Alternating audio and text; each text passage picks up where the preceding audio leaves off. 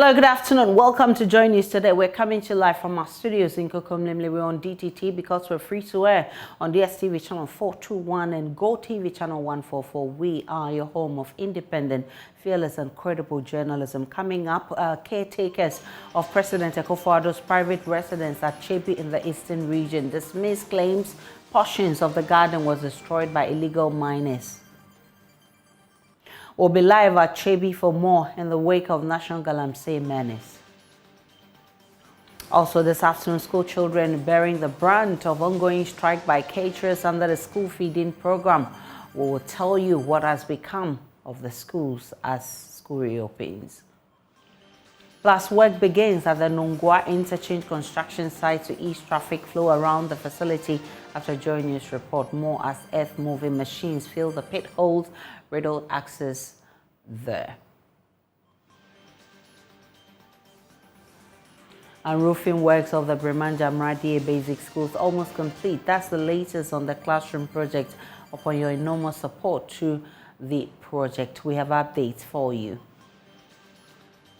We're also live on Facebook, YouTube, Instagram, and Twitter at Joy News on TV. My personal handle is at the Nana Aisha. Please stay for details.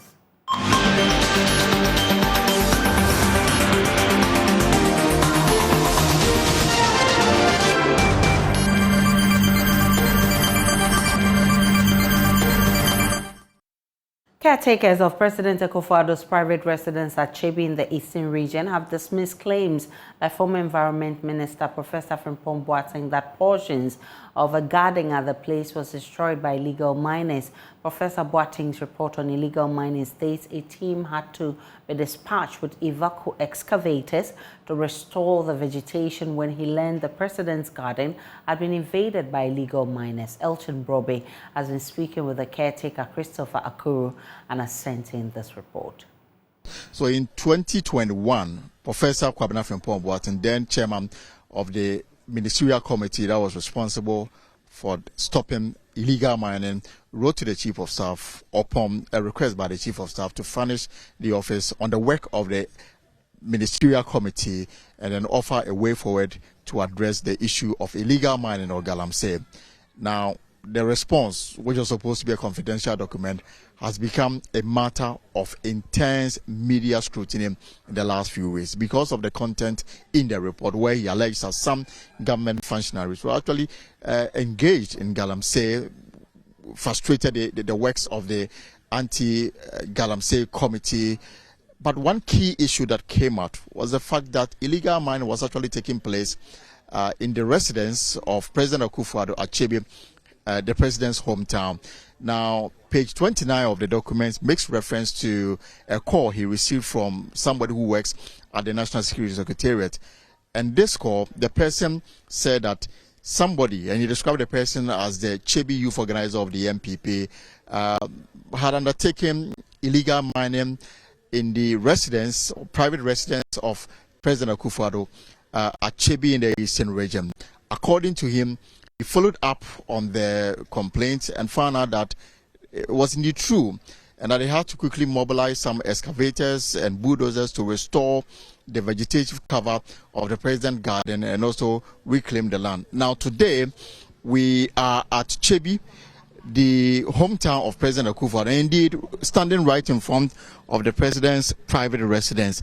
Now, we're going to take a look inside the residence and to establish whether or not something of that nature actually took place. One of the households is here with me. His name is, you are live on Joy News. What is your name? My name is Christopher Akuru. And you are a member of the household of the president? Yes, please, I am. Right, so this residence that we are standing in front of, can you describe who occupies this residence? Yes, the place is a residential area for the president. And actually, we have an old lady who stays here by name Antifia. And then we are also here 24/7 for security reasons. Right. So you want to walk us into the residence? Yes. Let's go. So we're going to walk into the residence of President Akufo-Addo. This is you can call it the village house of the president here at Chebi in the eastern region. So this is the compound. Yes, this is the compound that we have the security post here. we have the security post here, which we have national security and then police in the house here 24/7. Yes. And then on our left is the main residence, isn't it? Yes, and that is the building you can see over here. Yes. All right. So this house sits, if you like, on a 1 acre land. Is that what it is? It's about 1.5 acre. 1.5 yes, acre. yes, Right. land. So yes. apart from what we are seeing here, is there any other land that belongs to the president within this premises, or this is all that there is?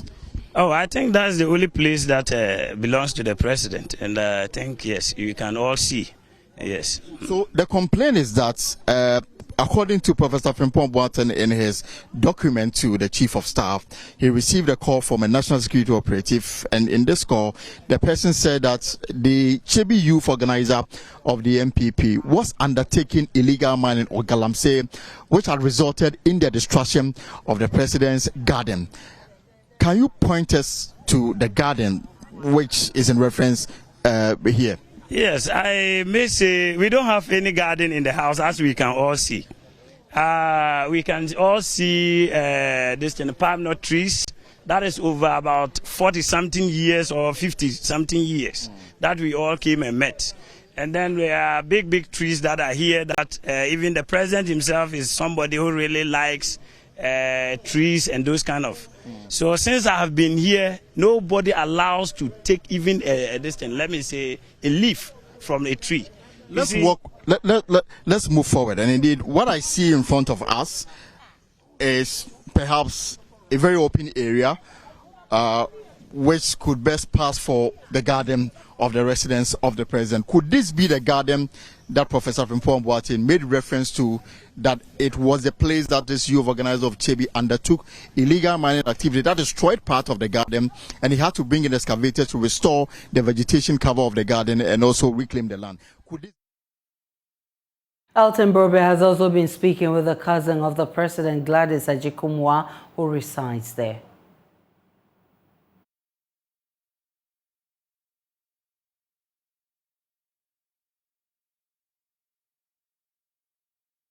This is his private residence, and this is actually in his hometown. And we're still following up on this allegation that his house was turned into a site for galamsey or illegal mining. And we are privileged to have a cousin to the president who lives in this house. And she says that she's not happy with the reportage, that the content that is contained in Professor Frimpong Boateng's report to the Chief of Staff, because according to her, nothing of a sort took place in this residence. Mami Pastor Frozen. Now, President Odiano no. It's a cousin. What now if you You. Now, in 2021, I just say galamsey na cost ofia. Fia. Me patcho antesa.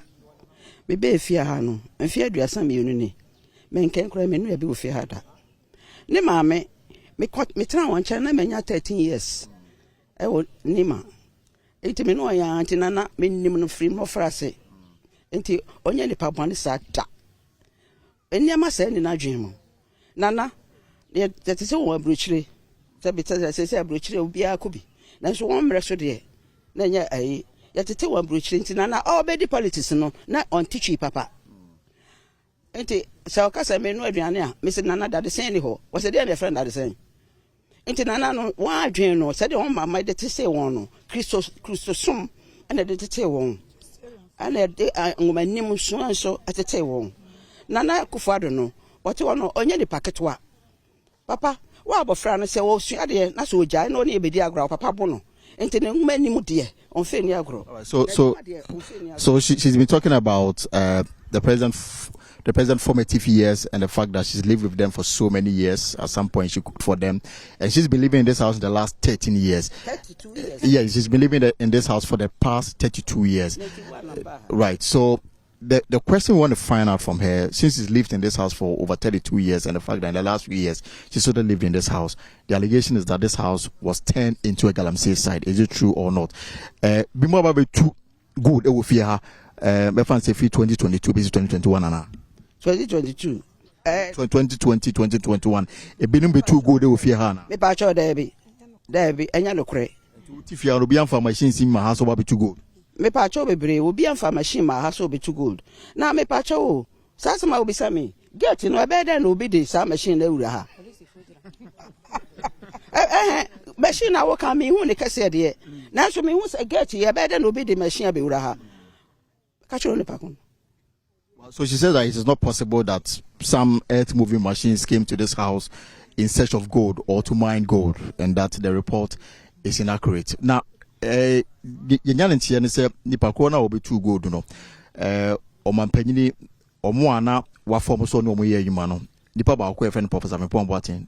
Ochiremu said obi friend and nipa ne friend no obi hwe na no to the excavator ba ha e mana e garden na ya se no or sign ebe reclaimu ye esan ye ni ye o de o ka che ne se bibia sensi ofia enya no kure bibia sensi ofia no the pakon so be too gold no wo kan otutu menu to go yansa na otu mena na otu gold na na if you say me ba ha na amenity say e manu she entu wuda if you say only one abek utwhwa so kra papa no ba no befu na wakọ say me tu emena to agu form metu gold wase me pa cho ka kire papa no say messi si fia bebre ye ntu menu bi wuda enyi papa enyi cheme say ba na yadua na ewa ha. Presidential Affairs correspondent Elton Broby joins us from Chebi, where he's been speaking with people in the president's residence there. Elton, you have seen the garden. How does it look? We'll try and get Elton to join us from Chebi, right? But if you heard the conversation he's been having with a cousin of the president, she said nothing of that nature happened. Well, thankfully, Elton has joined us.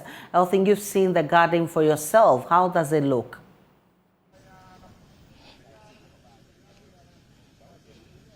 So, Aisha, what you are seeing behind me is actually the garden. This is the garden in contention. Unless there's other property belonging to the president here in Chebi that we are not aware of. But this is the president private residence here at Chebi. And what you are seeing on your screens now is the garden. The house itself is on an almost 1 acre land. And you will see that the compound constitutes about 2/3 of the land. The house is a very small one. You can say a village house. So usually he doesn't come here often. The garden you see doesn't look like something that has been disturbed in the last few years. I have no expertise in mining, but it is walled, and according to the security agencies here, from the police, from the military, from the Ghana Immigration Service, they've been here since 2017 when President Akufo-Addo was sworn in. So access to this place is quite restricted. The entire road network to this place is calling off. And the president resident doesn't share wall with any other house in this vicinity. What you will find is an asphalted road and some place you can describe as a mini forest. According to him, there's not been any activity as alleged by Professor Frimpong Boateng in this area. And they were actually surprised to read from the document that somebody undertook such an exercise. For them, access to this place is restricted, and there's no way somebody could have come here with some earth-moving machines to undertake, illegal mining or galamsey, Aisha. Well, whether this is actually the state of the garden following the restoration by Professor Boateng, as he said in that report, or it was never destroyed in the first place.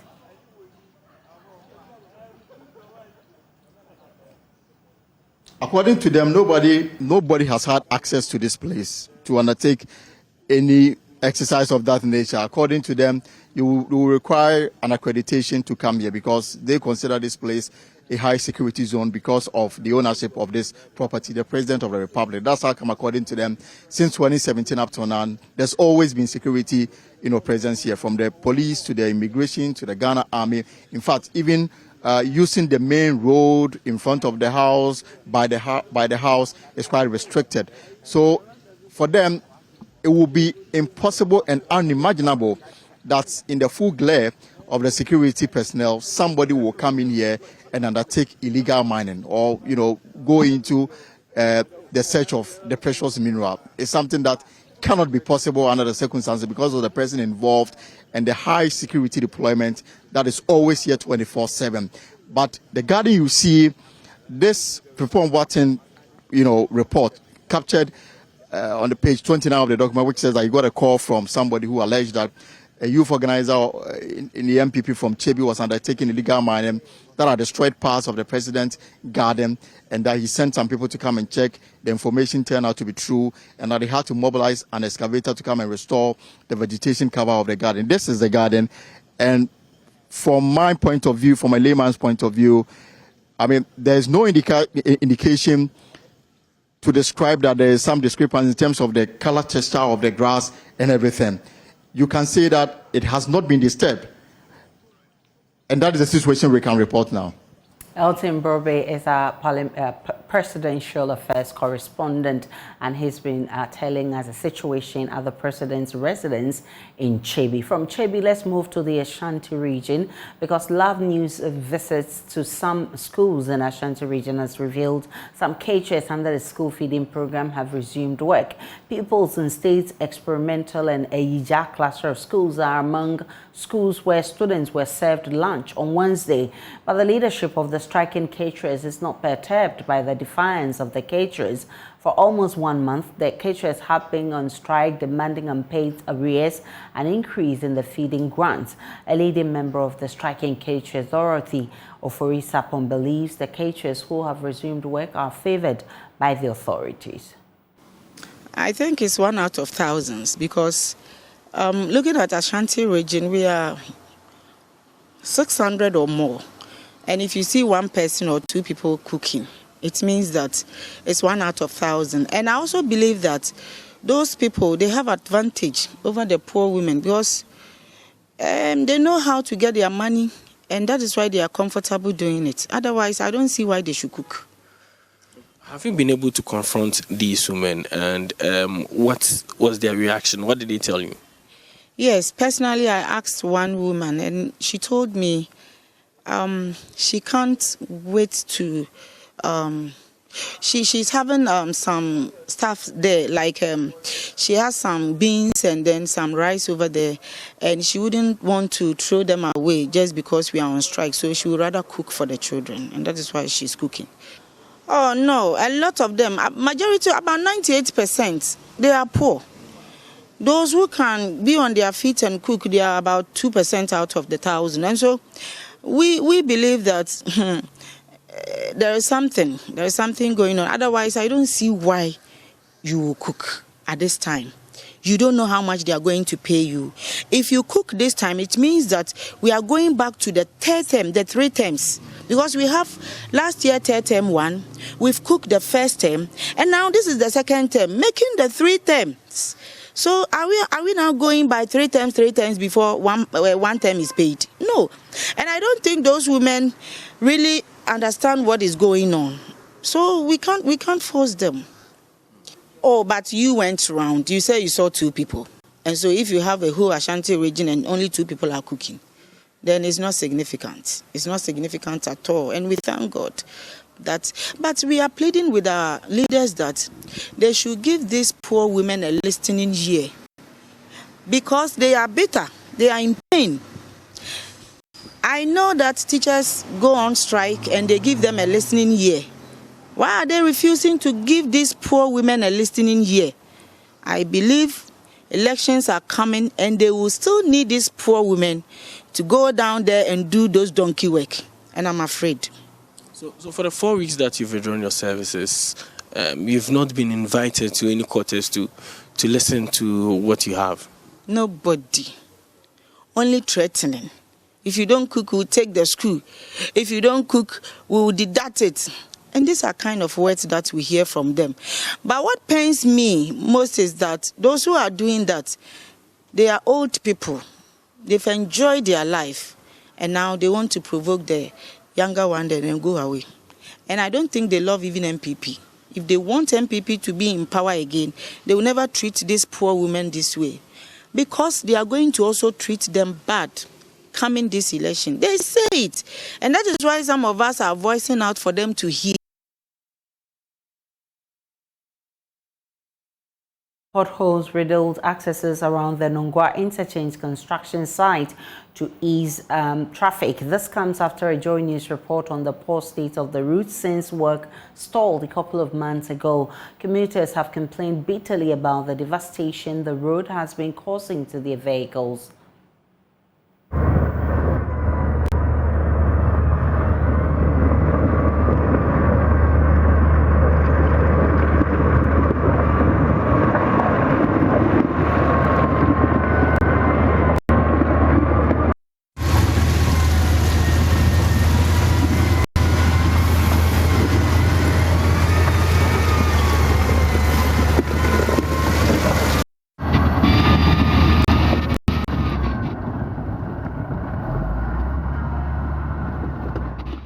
We can now hear from road users in that area. Now, it's very hazardous for both pedestrians and the drivers who are driving by. When it rains, the ground gets totally wet, traffic is a mess, and this thing is just stalled, sitting there. The government needs to do something about it. Where is the money that was supposed to be given to the contractors to do the job? This is dangerous, so they need to do something about it. So, yeah, that's all I have to say. But I'm just saying that Ghana needs to be ashamed of themselves, starting this project and then leaving it like that to be dangerous for the public. I believe you were excited when you first saw the work starting. What was the impression? How did you feel when you saw that work has begun on this flyover or overhead bridge around the place? It looked impressive at the beginning. I saw the picture right there. They said this is how it was going to look like. Can you point? So I was impressed. Joy News' Michael Nia Shali is currently at the site. He joins us live with more. Michael, what can you report? So as it stands now, some heavy earth-moving equipment have been brought on site. I've counted at least 4 of them.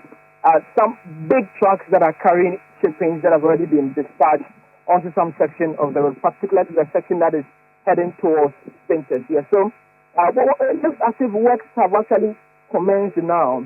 They are probably ready to complete this road. But the drivers, as you've heard from them already, are still bitter about the slow pace of work. That will not be their only challenge. It appears that the traffic congestion here will make it an even bigger problem for these contractors to try and finish this road in time. It's a dense traffic. And again, the rains, if you look at some sections of the road, water has actually colonized an entire section of the road. It means that the water has to be removed. And again, before the place is filled, before this road can be made more trouble. So, yes, works have started, but it will become an even difficult job to try and finish. How are residents or road users, those who use these routes, how are they taking this? Aisha, when works halted, they told me that even though it was difficult, it was much better because they could use other sections of the road. But now again, some sections of it have been cordoned off so that works can continue. And they have to endure rather long hours in traffic. And again, sometimes one driver told me that if you're unfortunate and your car develops a fault, then it means that you're going to waste your entire day on that section of the road. Michael Papania Shale bringing us update from the Nungua interchange. We'll definitely keep an eye on that project and update you viewers. Now, the Volta River Authorities NEDCO has disconnected parts of the Upper West Regional Hospital over 20 million Ghana cedis debts. The disconnection has brought all operations at the hospital to a standstill, leaving patients stranded. Correspondent Rafiq Salam has more. Out of the 82 million Ghana cedis owed via NEDCO by ministries, municipal, district assemblies and government agencies and institutions in the Upper West region, about 1/3 of the amount, pegged around 20 million Ghana cedis, is owed by the Upper West Regional Hospital. After disconnecting the Dr. Helen Liman Technical University and the One Nation Training College last week, the next stop of the revenue mobilization drive was at the Upper West Regional Hospital. Upper West Area Manager of the VRA NEDCO, Engineer Francis Yemiso, led the charge. For over 1 year now, they've not paid anything. And with them alone holding 20 million Ghana cedis, how are we going to run this going forward? As such, we've agreed with them So as we speak, we've disconnected supply to the facility. We are still going to engage, and if they are able to come halfway, we are definitely going to reconnect them. So this is where we stand now. We are even asking them to pay at least 30%. Per our agreement, you are supposed to pay 75%. Looking at the critical nature of the facility, we are asking them to pay at least 30% of the total amount. And currently they are telling us that they don't have anything in their coffers to even give out anything. Engineer Yemiso noted that since they started the exercise, they are yet to hit their target, and as a result, has sent some demand notices to some organizations and institutions. Our target for this exercise is 89 million Ghana cedis, and the chunk of the amount is owned by the Ministry's Department and Energy. As we speak today, we have collected only 1.9 million Ghana cedis. Roofing sheets have finally been laid on the 3-unit classroom block at the Brahman Jamara site of the Multimedia's Classroom project, thanks to the benevolence of you, our cherished viewers, voluntary donors, and the Vice President's office. The new Brahman Jamara DA Basic School block comprises of 3 classroom units, a headmaster's office, staff common room, and a library, ICT center, spearheaded by the joint use arm of the Multimedia Group. The classroom project is aimed at supporting 2 communities to provide safer learning environments for some 700 school children. It is supported by Star Ghana Foundation and WAXI with funding from the Dutch's Ministry of Foreign Affairs. Work on the second project site, located at Tonon in the northern region, is yet to start. We want to appreciate those of you who actually donated to make this a reality. We want to thank all of you, the institutions, the Vice President's office, you, our viewers, who contributed your widow's mite to make this possible. We say thank you so much from Team Joy. And to other stories, from afar, you will see them as just decorative lights, but they did not only beautify the Nima roundabout and some parts of Tamale, but was also a magnet attracting and bringing families together to take memorable pictures during the Eid celebrations. Light Up the City, which has become a major feature of Christmas in December, made a return for the Muslim Eid celebrations. Maxwell Agbagba has more.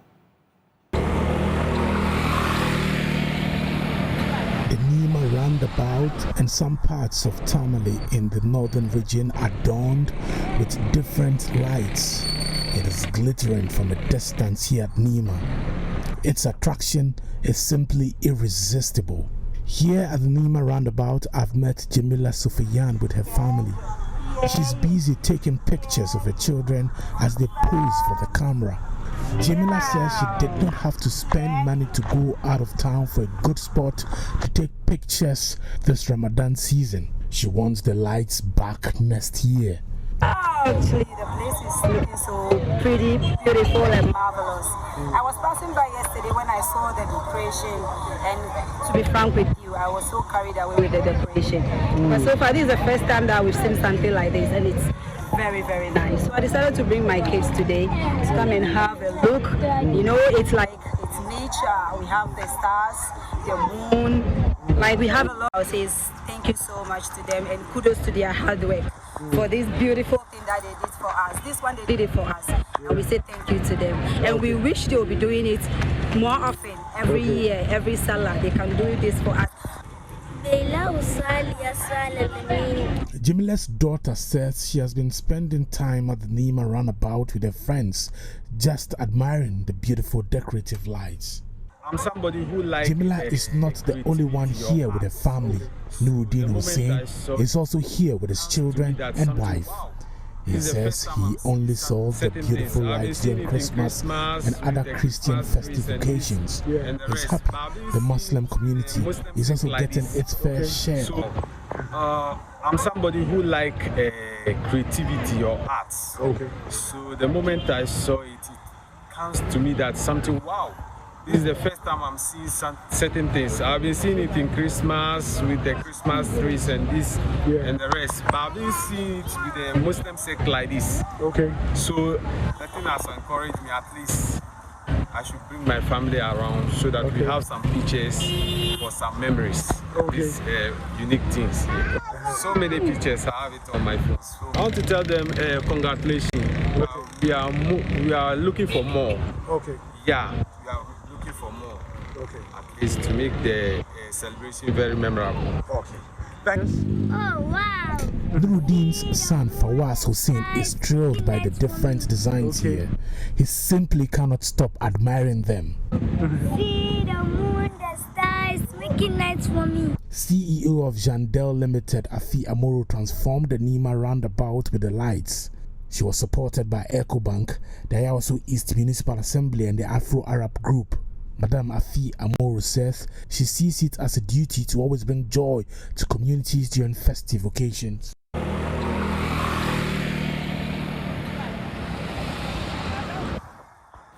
Life was great for businessman Afa Mutao and his family some few months ago until disaster struck. His wife was diagnosed with kidney disease. 9 months into her treatment, resources of the family depleted. The family is appealing for support to keep her alive. There's more in this report. 9 months ago, Muftao Fatima was diagnosed with kidney disease. Her initial shock gave way to despair. Her world came to a halt and started crumbling.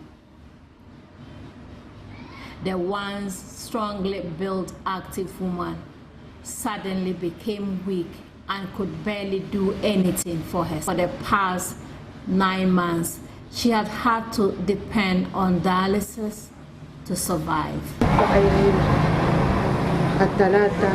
When I'm able to go for the dialysis, then come back, I'm able to do something and I feel a bit healthy.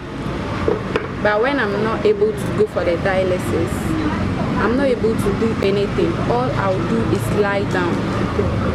Husband of the patient, Afa Muftao, said when it started, they moved to several hospitals before she was diagnosed. He said every single day there was an expenditure to be made before they were finally admitted to the hospital. Afa Muftao said they have spent close to 50,000 already for her treatment.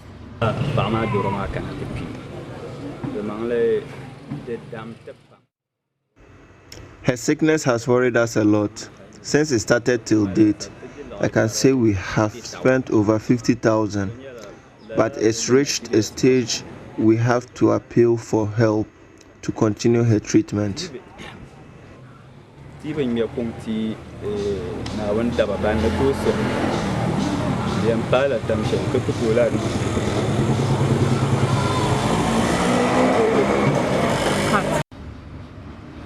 Zakia Muftao said her mother's illness has changed everything in their home. Life literally revolves around going to the hospital and gathering funds for her next appointment. We're still live on Joy News today. We are coming to you live from our studios in Kokomlemle. Remember, we're on DTT because we're free to air. You know, we're on Go TV and DSTV. We'll take a break. When we return, there's more in business.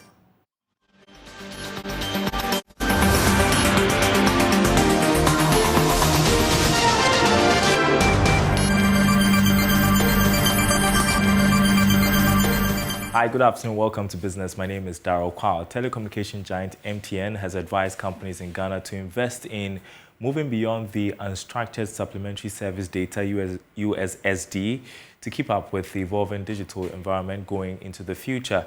Here's more from the MTN Business CTIO Roundtable Africa 2023 held in Accra. CTIO Roundtable is one of the top leadership initiatives to discuss key issues around digital transformation and to create awareness that MTN is moving away from being a telco to a techo. Chief Digital Officer for MTN Ghana, Dario Banchi, says his outfit is developing packages to entice clients and make digitalization appealing. Any company in Ghana right now must invest in moving beyond USSD. You can't just build your business only on USSD, because after a while you're not going to be able to grow anymore. Another important action is to incentivize customers to use the app. So for example, today if you want to get a 50% 4G bonus, you can only have it, you get it, if you buy a bundle on MyMTN using mobile money. And this is just the first of some of the incentives. In the next few months, there will be more incentives. On her part, Head of Products and Services in charge of mobile money, Sylvia Otui-Champon, said the agenda to move into the digital payment space is being realized as the usage of mobile money has significantly improved. When the e-levy was introduced, that we saw some dip in our let's say the statistics that we track, which is the number of customers that are using the service, also revenue at the end of the day. So we saw some dips in these two core matrix that we measure. But after a while, we've seen the whole behavior picking up again, really picking up. It's comforting to know that customers are back using mobile money. Chief Technical Officer at the National Information Technology Agency, Solomon Kofi Richardson, says government is implementing measures to improve security in the ecosystem. We are talking about, the digital ecosystem. Security is a big problem. And so to augment the security, government has now rolled out the public key infrastructure. The route has been successfully rolled out. They have integrated with the ICAO PKD. We are going through the process of integrating with other global certificate platforms. Then before the end of the year, we are hoping that we are now going to start licensing certificate authorities. So once we have certificate authorities, then that is through the private sector, and it's open to all. The roundtable discussion was under the theme, Building Back Better, the role of CTIOs in the first digital world. Our leading automotive distributor in Ghana, Silver Star Auto, has launched a partnership with Italian heavy-duty car manufacturing Iveco. Now, the partnership will make Silver Star Auto the main distributor of the light, medium, and heavy-duty Iveco trucks in Ghana. Addressing the media, the Italian ambassador to Ghana pledged their commitment to ensure deepened trade partnerships between Italy and Ghana. The launch, which saw the unveiling of the new Iveco daily van, is believed to mark a new dawn in the Ghanaian haulage and logistics sector. Iveco's partnership with Silver Star Auto makes the car dealership firm the main distributor of Iveco range of trucks in Ghana. The trucks range from light to heavy-duty trucks. Speaking at the ceremony, the Italian ambassador to Ghana, Daniela Dolandi, said Italy and Ghana will continue to build partnerships to enhance trade between the two countries. This partnership between Silver Auto and Iveco, a leading Italian commercial vehicle producer, is an excellent example of partnerships between Italian companies and local companies. The Embassy of Italy, together with the Italian Trade Agency, are doing their utmost here in Ghana to promote more opportunities for business, for trade, for partnership between Italian and Ghanaian companies. Executive Director of Silver Star Auto, Nuhad Kalmoni, said his outfit is poised to deliver value for money in the automobile industry. Well, this partnership entails the distribution of the Iveco range of trucks in Ghana. And it consists of basically light-duty vans and medium-duty trucks, all the way to heavy-duty trucks and buses. Definitely, we are putting in the range to be able to offer our clients the full range and complement of commercial vehicles in the market. So from small saloon cars to SUVs to vans and trucks and buses. And that's what Iveco brings to the table to us as well. Detailing why business owners should choose Iveco trucks, the Iveco Export Area Sales Manager for Southern Africa and Ghana, Harold Wilson Aqua, said the trucks have been built to last. Iveco, being a world-leading manufacturer of trucks and vehicles, partnering with Silver Star being one of the 4 founding fathers of car dealership in Ghana, lifts us to that pedestal of being able to penetrate the Ghanaian market. And most importantly, our trucks with the Euro 3 emission standards are perfectly designed for Africa and Middle East markets, especially Ghana, where we have bad roads, humid and hot climatic conditions.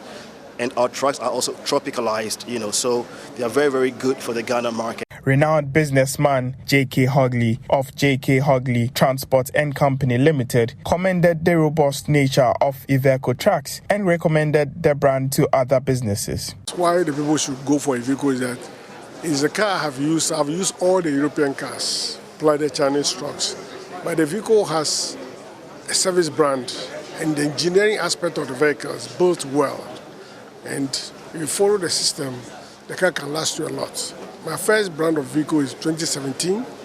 If I bring one up here, you think it's a new car and all the cars park outside. Right, and that's business. More coming up on the marketplace. Do stay tuned. Those sports is up next.